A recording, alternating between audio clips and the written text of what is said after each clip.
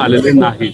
आमचं असं मत होतं की 109 अटेम्प्ट टू मर्डर हे कलम असावं, कारण का विकास भाऊंना तो जो व्हिडिओ काढलाय 40-50 सेकंडचा, त्याच्या आधी 2 जणांनी बंदूक पिस्तूल घेऊन त्यांना धमकावलं होतं आणि धमकवत असताना तो भंडारी का कोण आहे भोंदू बाबा तो होताच, पण त्याच्याच बरोबर कांचन नावाचा कोणतरी इथं गौरव रक्षक का कोणतरी आहे, गोरक्षक, ज्याने याच्या आधी अनेक कारवाई त्याच्यावर झालेल्या आहेत, त्याच्यावर FIR झालेले आहेत। आणि मग असा रिपीट ऑफेंडर ज्याला आपण म्हणतो, अनेक केसेस असणारा व्यक्ती तिथं उपस्थित असताना आणि अशा हे केसेस झाल्यानंतर कडकच्या कडक कारवाई होणे अशी आमची अपेक्षा होती।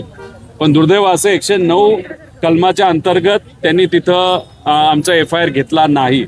मग त्यांनी आम्हाला सांगितलं की 2 दिवसामध्ये कारवाई झालेली तुम्हाला दिसेल, त्यांना ताब्यात घेतलेलं दिसेल, गाड्या ताब्यात घेतलेल्या दिसतील, त्यांच्या घरी जाऊन त्यांच्याकडे पिस्तूल होता नव्हता हे सगळं त्या ठिकाणी बघितलं जाईल।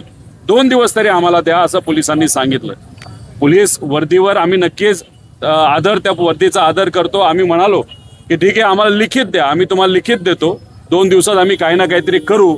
आणि जर नाही झालं तर मग विकास भाऊंनी आधीच तिथं निर्णय घेतला होता की इथं मी आंदोलन करणार, हे आंदोलन करणार जोपर्यंत तो भंडारी भोंदू महाराज जो आहे त्याला ताब्यात घेत नाही तोपर्यंत मी इथं बसून राहणार।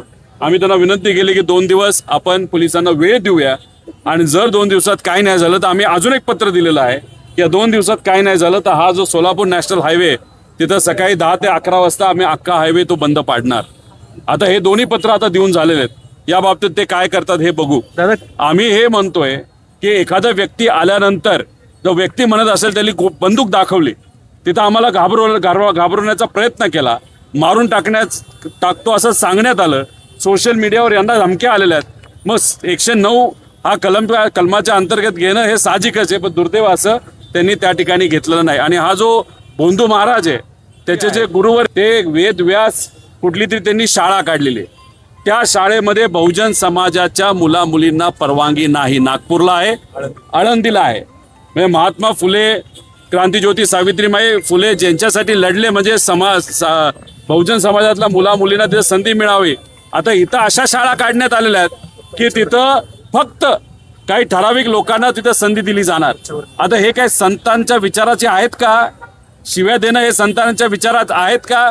छत्रपती शिवाजी महाराजांचं नाव घेतो हा भोंदू महाराज, मला त्याला सांगायचं जेव्हा तो बागेश्वर महाराजांबद्दल बोलला होता, तुकोबारायांबद्दल बोलला होता, माऊली महाराजांबद्दल बोलला होता, तू काय केलं तेव्हा? आता हे कोण नितेश राणे बोलतात, आता बरं बोलायला चुरू जमतंय।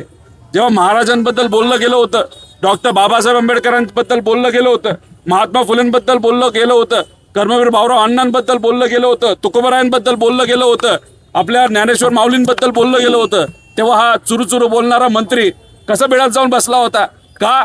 कारण का यांना जोपर्यंत वरून भाजपच्या प्रमुख महाराष्ट्राच्या नेत्यांकडनं आदेश येत नाही तोपर्यंत हे बोलत नाही। यांना विचारच कुठे? कपडे बदलल्यासारखे विचार बदलतात आणि पार्टी बदलतात। त्यामुळे आम्ही सर्वजण संतांच्या विचाराबरोबर आहोत, शिवशाहू फुले आंबेडकरांच्या विचाराबरोबर आहोत, आणि हा विचार जपण्यासाठी प्रयत्न करणारे विकास भाऊंसारखे आणि इतरही अन्य जे कोणी वारकरी संप्रदायाचे लोक असतील, कार्यकर्ते असतील, त्यांच्याबरोबर आहोत। आणि मला जाता जाता सर्व वारकरी संप्रदायाच्या लोकांना मला विचारायचं आहे, कुठल्या संतांनी शिवीगाळ सांगितले? कुठल्या संतांनी भेदभाव सांगितलेला आहे? कुठल्या संतांनी जेव्हा सामान्य लोकांवर अन्याय होतो, शेतकरीपासून कष्टकरी महिलांवर गप्प बसण्यासाठी सांगितलेलं? संतांनी नेहमी सांगितलं माणुसकी जपा, माणुसकी आपण जपतोय। त्यामुळे हे घुसखोर जे आहेत, जे मनुवाद पुढे घेऊन चाललेले आहेत, महिलांच्या प्रति कुठेतरी अनादर करणारे ही लोक, यांच्या विरोधात आमचा लढा असाच कायम त्या ठिकाणी लढा चालू राहील।